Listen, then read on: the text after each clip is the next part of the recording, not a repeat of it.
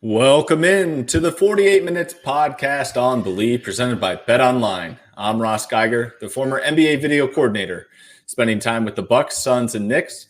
And I'm joined alongside Bruce Bernstein, our four-time Emmy Award winner who spent more than 3 decades at ESPN, producing NBA shows, SportsCenter, and soaking up knowledge from the best hoop analysts in the business. And we're also joined by the 2-time Emmy Award winner, Michael Worldby Freer, who is a senior writer at Stat Factor, specializing in writing advanced statistical NBA reports for various announcers across the league.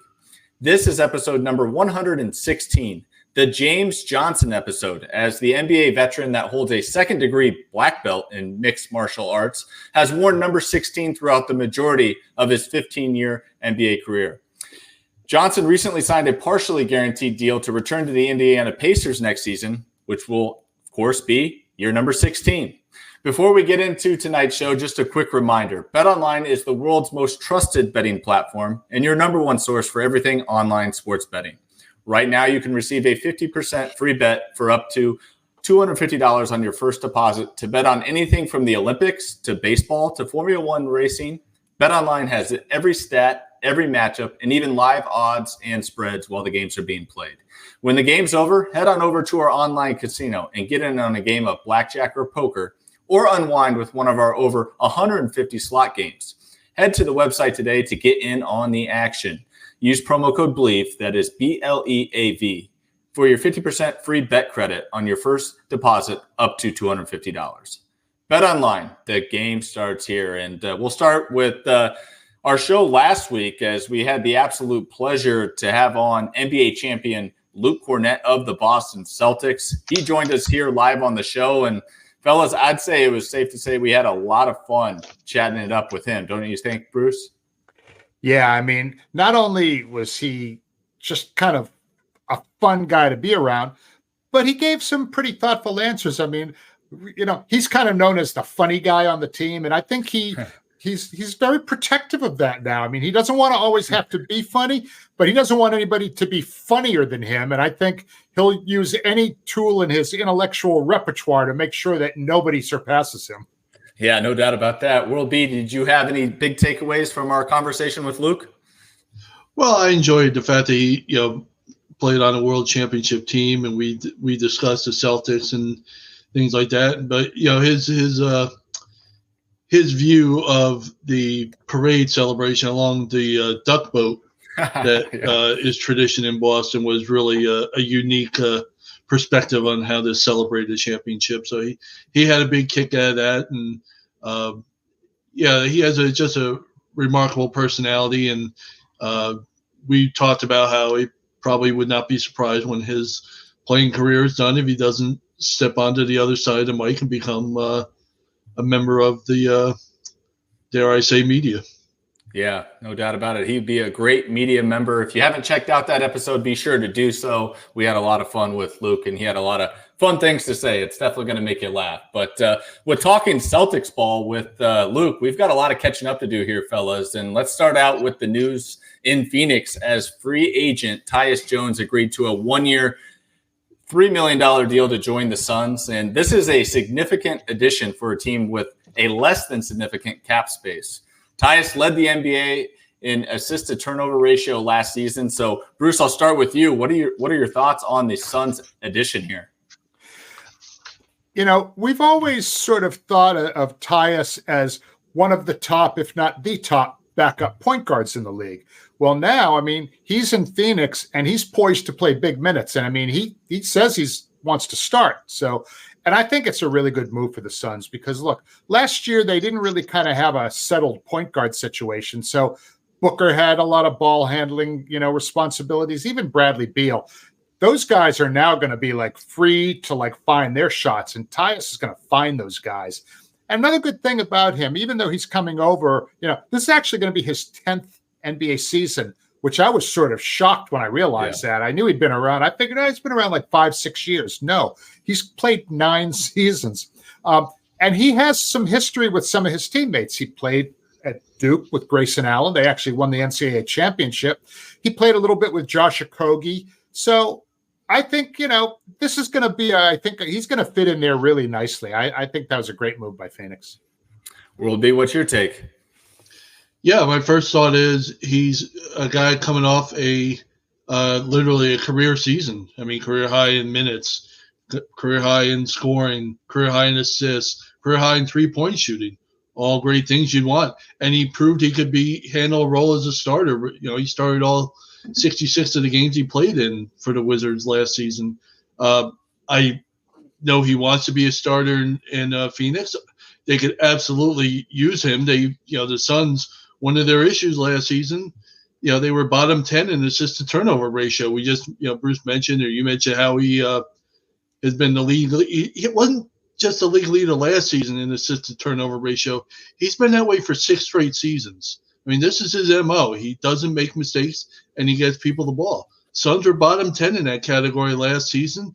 The previous season, when Chris Paul was there, they were third, and they were third in assist percentage, where this past season they were 14th. So these are all things he can contribute and help make them better. How he fits it, if he can fit into a starting lineup, that's going to be a tricky deal when you have Bradley Beal and Devin Booker in the backcourt. But there are injuries when you have a veteran team like the Suns. So the opportunity to see significant minutes, whether it's starting to come off the bench and be a real contributor to a team that really can compete now. I think they're adding depth. I think they can, before Tyus Jones, I wasn't sure about their depth, their ability to compete in that Western Conference. He absolutely helps that. Now, before we get to my next question here, I think it's also worth noting that the Suns also added veteran point guard Monte Morris this summer, and he was among one of the assisted turnover leaders in the NBA last year as well. So they really went out and really emphasized taking care of the ball and distributing the ball to some of their scorers out there. So we kind of mentioned the fact that Tyus in his press statement after signing with the Suns made sure to mention that he plans on being the starting point guard in Phoenix. So Bruce, I mean, we look at this lineup. World B already kind of hinted at it here. We've got Devin Booker, we've got Brad Beal, and let's not forget Grayson Allen, one of the big breakout shooters in last year's season. So who's coming off the bench if that's the case? If Tyus is going to start, who do you see coming off the bench? Well, I mean, I would say it's Morris.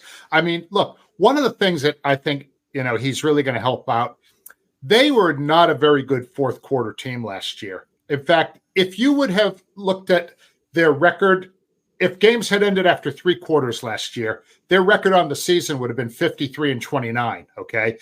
Fourth quarters were a problem for them, and probably having a steady hand at the point guard is going to improve that, drastically. I mean, Jones has averaged if you go to basketballreference.com and look down his stats for his career, most years he averaged fewer than 1 turnover a game. That this guy, he takes care of the ball. And in close games in the fourth quarter, having a point guard that's reliable like that is certainly, going to be, huge. So he'll start the game and he'll probably finish the game, and Morris will spell him in the middle.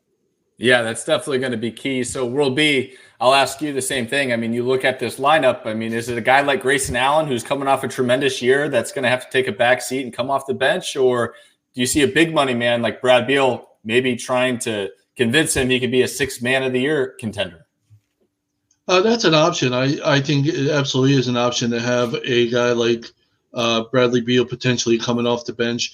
When they brought those guys on, when they created that quote-unquote big 3 with Bradley Beal, Booker, and Kevin Durant, we all wondered, well, where's everybody else? Where's the rest? They didn't have a point guard. We pointed that out right from the get-go. Grayson Allen had a great season, so that solved one problem. And like I mentioned before, I think depth obviously is a big deal here.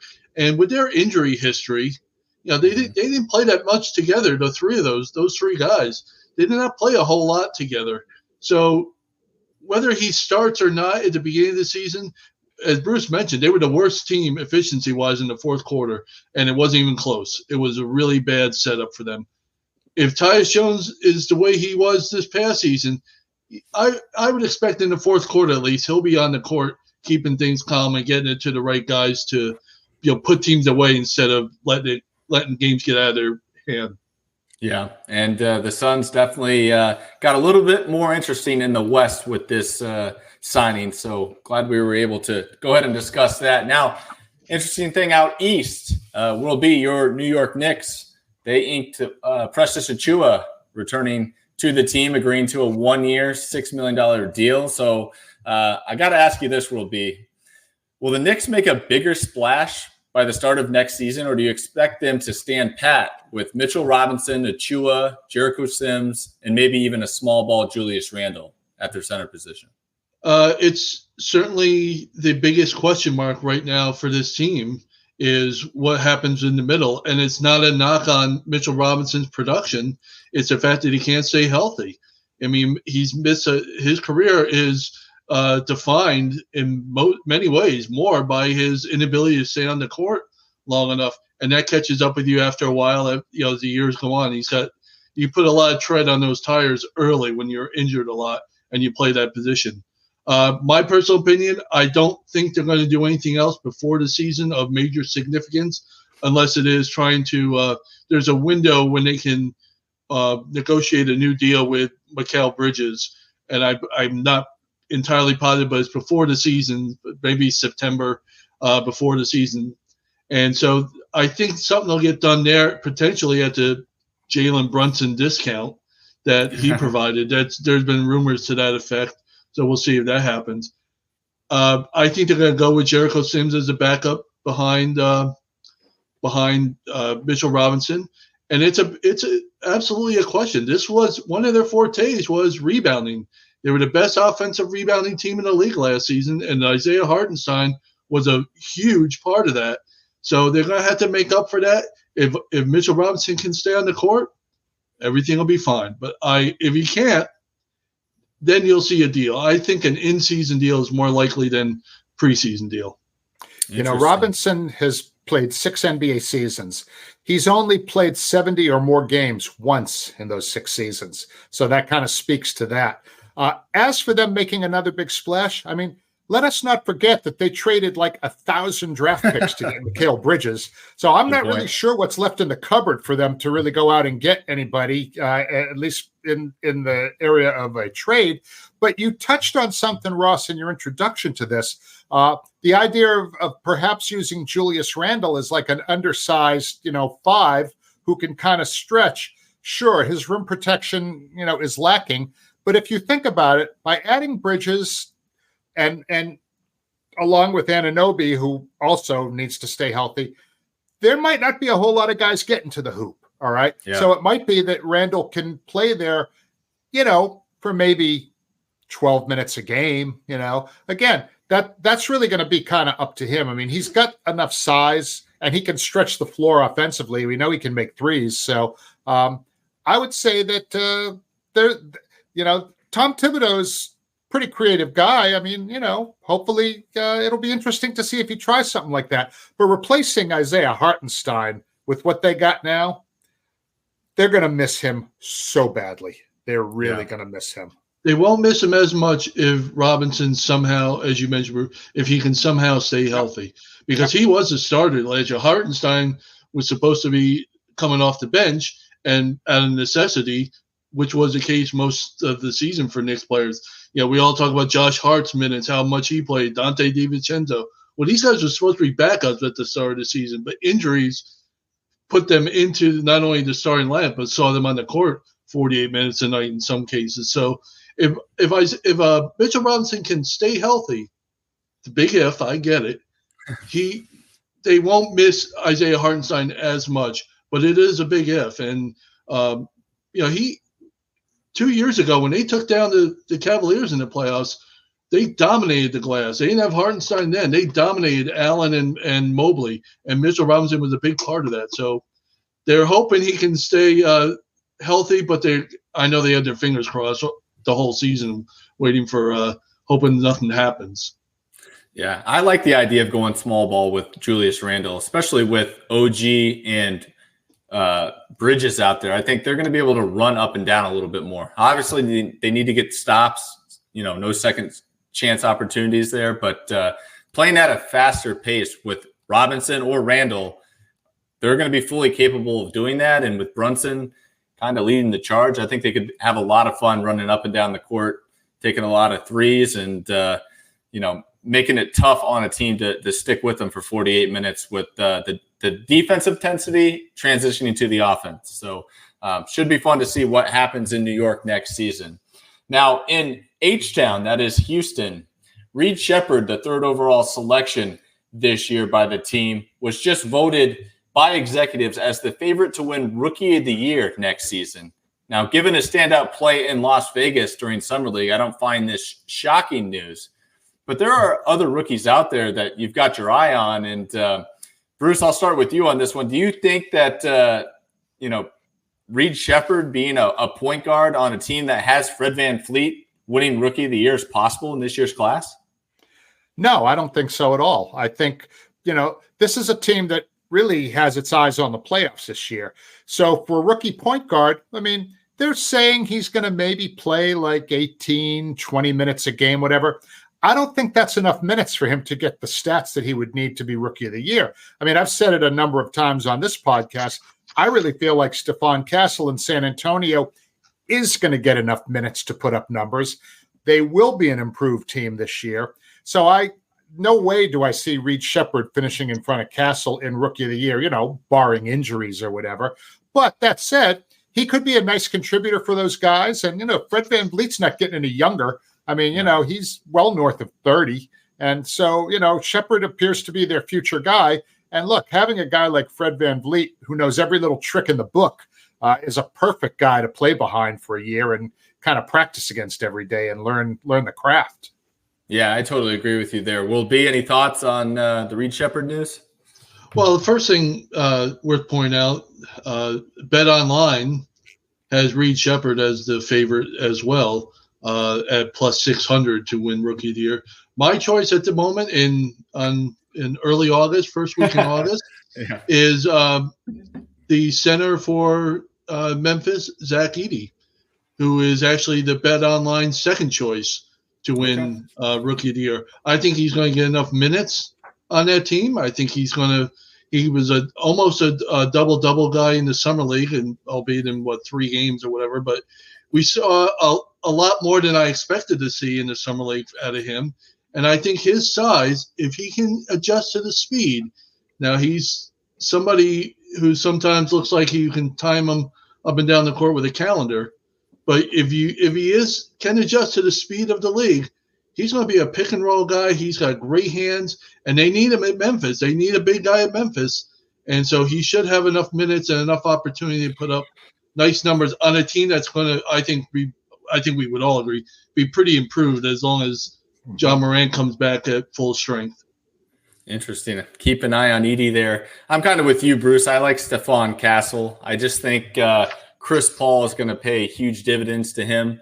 And even offensively, I don't think Castle has to put up tremendous numbers there. I think where he's really going to stand out is on the defensive side and what he's offering to that San Antonio defense that they tremendously needed help with last year. I felt like at times it was mostly just Wemby cleaning up everybody else's mistakes. Now with Castle out there on the perimeter, I think we could see a real difference maker out there in San Antonio within Pop's defense. So as of now, I would go Castle, but I don't hate your take there on Zach Edey being a name to watch for sure. I'll say this. It's hard.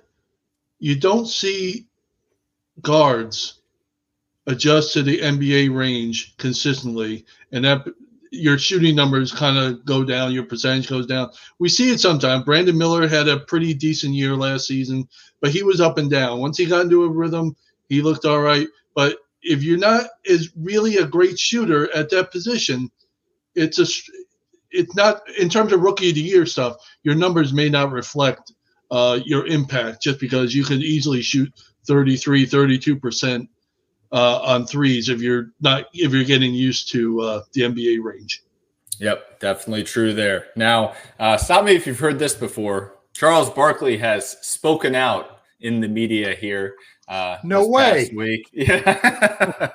That's kind of his expertise there. And he assured us, and I definitely don't doubt him one bit, that inside the NBA will surely go out with a bang this next season. I know that we're all looking forward to seeing how that goes. That should be very interesting. But he also added to the fact that although he says he is leaning towards retirement, that, he is keeping his ears and eyes open for other opportunities. And he's been approached, of course, by other media outlets. And it might just come down to, what another media network is offering. So, Bruce, I'll start with you kind of being our ESPN expert here. What were your thoughts on what Chuck had to say on the latest update from his personal side of, what's going on at TNT inside the NBA and potentially his future in media? He's in the third year of a 10-year, $210 million contract. So if he's retiring, he's leaving like $150, $140 million on the table. Like, that's going to happen. I mean, no. He'll stay at Turner and do, a podcast with Ernie Johnson if he has to. I mean, he's not going to leave that money on the table. As for ESPN, it's funny. I was there for a long time working on the NBA project, and Charles was discussed every few years by ESPN. Hey, wouldn't it be great to get Charles? And, they spoke to him. And from what I understood, Charles never, ever wanted to work at ESPN for the following reasons. You got to do a lot more than just one show when you work at ESPN. I mean, if you look at those guys, they got to do NBA Today sometimes. They got to do Sports Center. If there's a big news story, someone's calling them up saying, get your butt in front of a camera somewhere, such and such just got fired. He would be the number one go-to guy. Now, I think things have changed there since my day. Now, if they want to get Charles Barkley and Charles says, all right, I'll take your money, but, ain't no way in hell I'm doing anything other than what I want to do, they'll probably accommodate him because, look, things have changed. I mean, it's not the same ESPN it was, 8-10 years ago. So if he wants to come on board, they'll figure out a way to do it. But what I thought was kind of interesting in the story in The Athletic, he was saying, well, Turner could do, they could offer me a pay cut, which is no way in hell that's going to happen. He said, why should I take a pay cut? They're the ones who screwed things up with this contract, not me. I'm not taking a pay cut. So that tells me that this whole retirement thing is a bunch of BS. Charles will, he'll do whatever he has to fulfill his contract, $21 million a year. That's still real money. Last time I checked. Yeah. World B, are you calling Sir Charles bluff there about retirement? You think he's going to be around for, the future? I think Bruce hit the nail on the head as far as I listened to Charles a couple of weeks ago do an interview and talking about this situation. And he basically said, Turner's got to pay him what they want to do about it. That's up to, that's up to them, but he's not taking a penny less to do anything from Turner and probably not taking a penny less to go anywhere.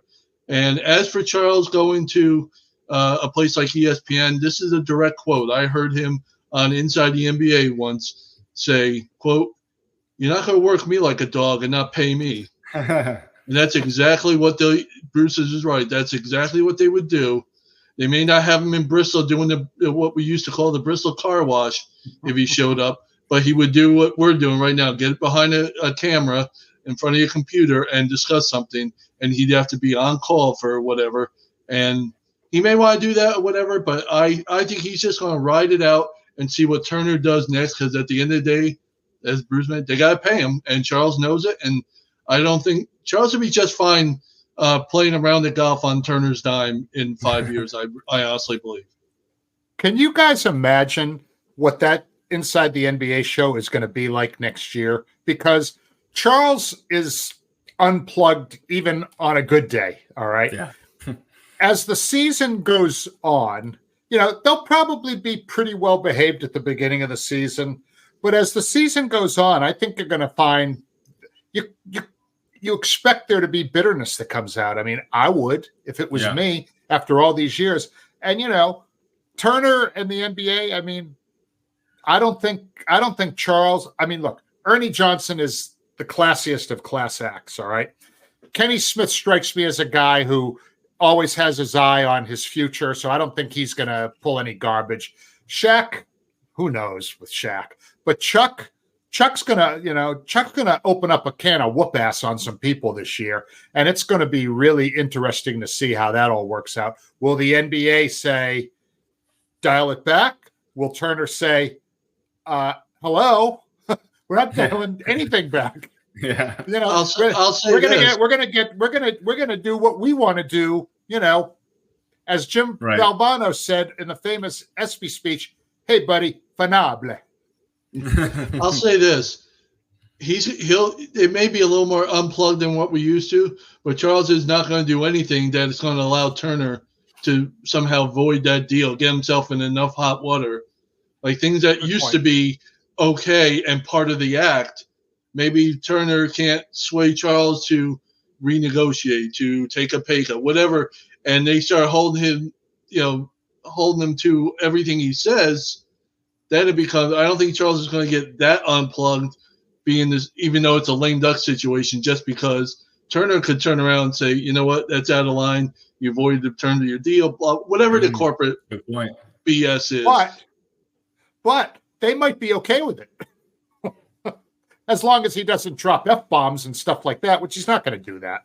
No, he's too smart for that. I think for me, the biggest takeaway that I've really respected from Charles throughout this, media circuit of him, speaking on this is the fact that he never loses sight of the fact that people behind the scenes and the effect that's going to play on them, all the hardworking people that have been there just as long as he has, working behind the scenes to help make the show what it is today, how they might lose their jobs, and give a lot of credit and have a lot of respect for the fact that every time he speaks, he mentions that.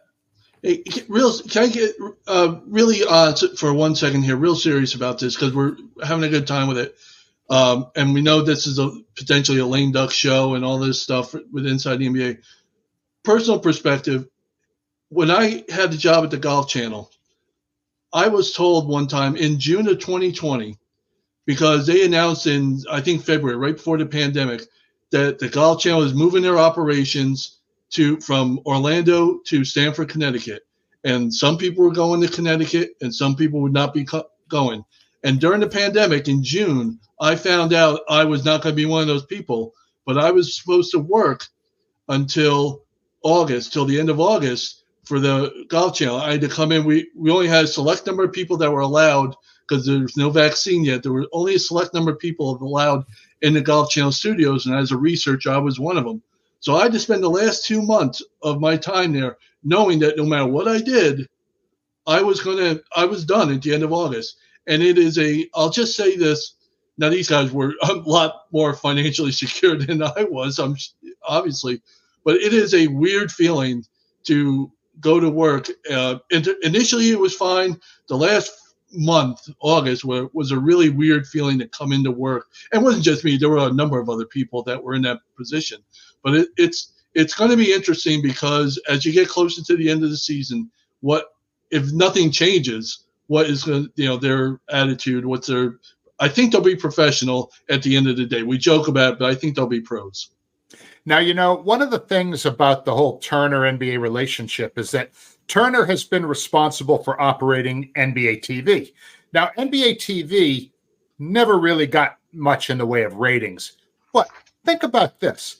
If they were able to kind of maintain their managerial oversight of NBA TV, if you took that inside the NBA crew and put them on NBA TV, you would immediately turn NBA TV into a network that a whole lot of people would want to watch. So that may be something that's being worked on behind the scenes. I don't have any inside information on it. I don't know if TNT losing the NBA contract is, how that affects that. But, oh my God, if you had those guys on NBA TV, let's say 2 nights a week when they did their games, they would get huge ratings, and that channel would be, a lot closer to like MLB Network and NFL Network than it is now. Well, you see them on the finals. You see them during the NBA finals doing interviews on the court after games because the TNT season is over and the ABC ESPN has the finals, and they do throw Shaquille O'Neal on there. They do throw Charles Barkley on there for part of their crew that's on the court doing interviews. So, yeah, that's a good point, Bruce. They've already kind of put them on that channel because of just what you said, an idea of an extra ratings boost to have a guy like Charles Barkley, a guy like Shaquille O'Neal right there. It's a good alternate programming for ESPN's Sports Center post-game stuff that they do. Right. Yeah, well, I'm really looking forward to seeing how all this irons out. I'm going to be on pins and needles throughout the year to see if there's any breaking developments with this. But in the meantime, definitely continue to enjoy inside the NBA as we know it, because we should certainly cherish it while it lasts, as a good thing might be coming to an end. But good news for all our loyal listeners out there. We're not retiring right now. We're just going to take a quick break and come back with you to discuss the Olympic play. And we're back here, and let's go ahead and talk a little bit about Olympic basketball as it's reached the quarterfinal stage in the men's tournament. And so I thought we'd have some fun discussing some of Tuesday's matchups. As you're listening to this, some of the matchups might be getting set to tip off here. So we're going to start with Team USA, 3-0 in group play.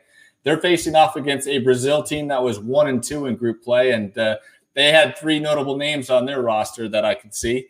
Bruno Caboclo, who was the unknown first-round draft pick by the Toronto Raptors almost about a decade ago now. Raul Neto, the former backup point guard for the Jazz and Wizards. And they also have Cristiano Felicio, the one-time Bulls backup big. So, World B, I'll start with you on this one. Do you have any concerns for Team USA taking care of business? In this matchup, no. Okay. I don't. The only potential is the fact that Team USA's defense hasn't been mind-boggling for me. I guess it hasn't been locked down. Their offense has been unstoppable, and Brazil they gave up 78 points to France. They gave up 86 to Germany, and even beating Japan fairly comfortably, they still gave up 84 points. And now you throw a team like USA in that mix, I don't see how they're going to stop them. This should be a trip to the semis for Team USA. Bruce? The one kind of, thing you could look at with Team USA, they haven't exactly been a dominant rebounding team in this tournament. In fact, their rebound numbers are almost exactly even Steven with their opponents. I think total number of rebounds, they've got 124. Their opponents have got 123. So you mentioned, Bruno Caboclo. He's 6'9". He leads them, Brazil in rebounding. And he's only playing 18 minutes a game. He's grabbing over 7 boards in 18 minutes. And half of his rebounds are on the offensive boards. And that was one of the things that Steve Kerr was saying. They really have to, keep these guys off of the offensive glass, because if they do that, there's no way. You mentioned Raul Neto. He's barely even played. This guy, Victor Benite, is actually leading Brazil in scoring. He's shooting 56% from downtown. So, you kind of better keep your eye on that guy. 6'4" guy bombing away from downtown at 56%.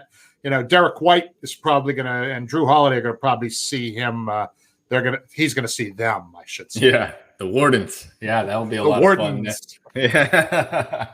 And got some positive news here, at least for me, as Giannis, Kostas Papanikolaou, and Nikola Jokic led the charge for Greece, squeaking into the quarterfinals matchups here. They went 1-2, but they had a tough opponent in the quarterfinals, playing Germany, undefeated at 3-0 in group play, led by Dennis Schroeder, Daniel Theis, and of course the Wagner Bros, Franz and Mo. So, Bruce, give me some good news. You holding out hope that Giannis can carry Greece to a victory here, or is this going to be a quick exit here? I don't know that it's going to be a quick exit, but I don't think anybody expects Greece to beat Germany. Germany's got, they've got bigs up front, the Wagners, as you said, Theis is, big body, Schroeder. And one of the things Mark Stein mentioned in his Substack, he was talking about German team, which I thought was kind of interesting. They have a kind of a set hierarchy on that team. Schroeder's the captain, Franz is the number 2 guy, and then there's Theis, and then there's Mo, and then there's everyone else. So they kind of have, they're more of a, kind of a developed team chemistry than perhaps Greece. So love Giannis. Hope he has a great game. Would love to see Greece win. I don't expect him to. World B, I hate to even ask you because they got the Wagner brothers on this team, but give me your best shot. Well, I think they may have the Wagner brothers, but we're all big Giannis fans. So in our dream scenario, Giannis would put up 60 and 30 and carry them to a surprising victory. And I don't think anybody on this panel would be upset about that. Not at all. But as you mentioned, there really is just too much talent on Germany. They're just, Dennis Schroeder and the Wagner brothers there. They're really, not only are they talented, but they're playing up to expectations so far, especially Franz Wagner. He's almost 22 a night in 3 games. That's pretty good. That's about what he did with Orlando last season. So it's really going to be tough for Giannis in Greece, but we'll all be rooting for him. Absolutely. Best of luck to Greece and Giannis in that matchup.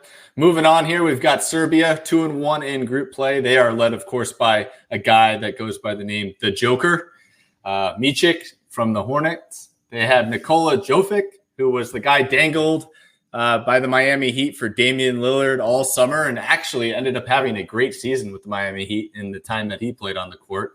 And they've also got Bogdan Bogdanovic of the Hawks, and they're facing off against Australia, who went 1-2 in group play. But this is a team loaded with NBA rotational players. They've got Jock Landale, Josh Giddey, Patty Mills, Dyson Daniels, Dante Exum, Duop Reith, Josh Green, Joe Ingles, and even Matthew Dellavedova, if you remember that name, still on the team there. So do you think this loaded Australia NBA rotation team can take down arguably the best player in basketball in the Joker, Bruce? No. Yeah, me neither. I don't think so. It's not a fair fight. I mean, it's only like 9 against 1. They'd need about 3 or 4 more guys to make it a fair fight. No, it's Serbia. You think he'll pick them apart? I mean, Serbia is definitely the favorite in this, but keep in mind, if anybody who's been watching this, Serbia, they got blown out by the United States. Basically, that wasn't a big shocker, but they almost lost it to South Sudan. They really caught some generous, favorable officiating in that matchup. That really, I mean, they were dangerously close to losing that game. And then where are they in this matchup? So I would still, if I had to go to a betting window in Vegas, I would still take Serbia in this matchup. But it's not a foregone – to me, it's not a foregone conclusion. Yeah. And the matchup of the quarterfinals, France 2-1 on their home soil, playing in Paris, facing off against the undefeated Canadian team. And I don't think I need to go through the full list of rosters here. We have a pretty good idea of who's suiting up for both teams. But quite simply, Wemby versus SGA. This is about to be epic, right, Bruce? Yeah, I mean, France – they also had the benefit of some pretty good refereeing in a game that they might well have lost. And they really haven't seemed to get their act together all that much, even though they do have, Wemby and, a couple other guys. But look, I think it's going to be Canada. I think they're going to win that game. And so it goes. I mean, it'd be great to see Wemby and Rudy Gobert figure out how to play together, but so far we really haven't seen it. Yeah. World B, do you think that front court of France is going to give Canada problems, as they don't have much of a front court? I mean, Dwight Powell is their main center. Well, I mean, that'd be the way I would go if I were France, taking advantage of that. It's really going to be as you mentioned, the matchup of the quarterfinals. It should be on paper. Plenty of not just NBA talent, but really, really upper level NBA talent. So it should be a lot of fun. Canada's really looked at, they've really impressed me to this point, and they've probably been not as impressive to me as the United States, but they've been close. Yeah. Some of those guys, RJ Barrett's having a really good Olympics so far. I give France a better chance playing on this home court. There's going to be a lot more energy. This is obviously the knockout round, and so there'll be desperation mode here for the French. But I want to see Canada keep moving on because I want to see that matchup with the United States down the road. Yep, I'm right there with you. I got a Canada, and I hope to see Team USA have to duke it out with them for gold medal this year. Now we're going to take one last break here, and I've got some bad news, but also some good news coming up next. And we're back here, and let's start with the bad news here. Team USA's 3-on-3 basketball team was eliminated in the Olympics on Sunday. The team was led by former BYU star and former lottery pick Jimmer Fredette, who unfortunately tore 2 ligaments in his abductor. But enough with the bad news here. Let's get to the good news. I thought we'd have some fun and end the show with some fun and do a quick draft of American NBA players we'd select to be on our 3-on-3 teams. And so the way this is going to work, it's going to be a snake draft. I'm going to start on my far right here to World B. And once a player's off the board, he cannot be selected again. So World B, you'll go first. Bruce, you second. I'll get 2 picks, Bruce, and then World B, and we'll keep going like that. So World B, who is your first selection on your 3-on-3 team? Well, I want a ball handler. And if I'm going to have somebody to help me out with the pick and rolls, I want the guy that I think has the best handles in the league. And so I will take the guy that probably should be on Team USA anyway, Kyrie Irving. All right. Bruce? Well, my perfect team would have, 3-and-D guys, but one big stretch 5 to patrol the paint and also hit some outside shots. So I'm going to start out with Karl-Anthony Towns. Ooh, okay. And I'm going to go with a guy that did not make Team USA as well. I'm going to go with Spida. He can put up some points in a hurry.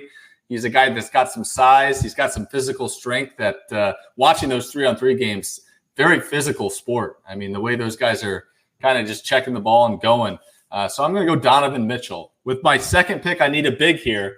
So I'm going to go with Myles Turner. He can shoot the 3 ball, block some shots around the rim. I believe they're playing with the same rules. You can knock it off the rim. So I want a shot blocker. So I'm going Turner with my second pick. Bruce, you're on the clock.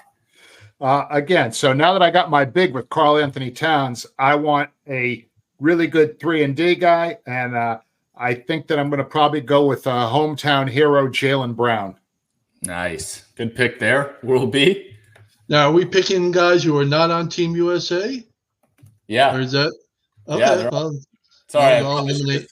All right. Well, that eliminates my number 2 pick there. But I'm going to take a little bit of a surprise pick, but a guy that I think would fit in well in this scenario, this setup, and that's Draymond Green. Wow. I think you need pick and roll guys. You need guys who can defend, and he's an impact guy on the defensive end. And I think he would absolutely, 3-on-3 is a lot of pick and roll stuff. And if I have Kyrie coming off screens or I have Kyrie handling the ball off a screen, Draymond will be that guy. Wow. Are you the Clippers general manager? You got Kyrie and Draymond as your first 2 picks here. You like controversy. Well, geez, the last pick, is Draymond still in Golden State, or has he moved on? Yeah, right. Well, you got one more pick, World B. Then my last pick. Oh, you're going to like this one here. I'm going to just Mo Bamba. Since he's not – I am going to take an actual Clipper here for this one. It's going to be James Harden. Oh, my goodness. I was going to take James Harden. Nobody's going to take James Harden. I'm taking everybody that nobody's going to take. So I think if it's not Kyrie running the pick and roll, why not be James Harden who can feed somebody like Draymond down the middle off the screen, off the roll, or take the shot himself. So that's my 3 right there. All right. Bruce? Well, since you took James Harden out of my clutches, I have a little bit more of a decision to make. Do I want a ball handler, or do I want somebody that can kind of, play a little bit more out on the wing? So since I've got Karl-Anthony Towns and Jaylen Brown, I think I'll probably go for a steady ball handler, and I'm going to take Michael Conley. Nice. That's a good pick there. And I'm going to finish up the draft going with Mr. Dame Time. It's revenge season, starting early this summer. I need a guy that can knock down the cold-blooded shot at the end of the game. I'm going with Damian Lillard. So I'm going to have 2 ball handlers and just 1 big there. So to our listeners out there, be sure to comment. Let us know maybe on Twitter who you think's 3-on-3 team would win. And in conclusion, World B's got Kyrie, Draymond, and Harden. Bruce has Karl-Anthony Towns, Jaylen Brown, and Cat's teammate, Mike Conley. And I've got Donovan Mitchell, Myles Turner, and Damian Lillard. So that was pretty fun, guys. Was it nice of me to take the 3 biggest headaches in the league off everybody's hands? That was pretty fun. What a great bunch of ambassadors they're going to be for Team USA over there. I think James Harden is an ideal kind of a guy to play 3-on-3 ball. So, I wasn't going to pick him first, but I mean, I had my eye on him for my third guy world D, and but anyway. I never thought I'd see the day that this show would be agonizing over fighting over James Harden. James Harden. Yeah. Well, today is that day. And with that will do it for this edition of the 48 Minutes podcast on Believe, presented by Bet Online. Thanks for tuning in, and we'll be back with you next week to be sure you're up to date in 48 on all things around the association. Take care, everyone.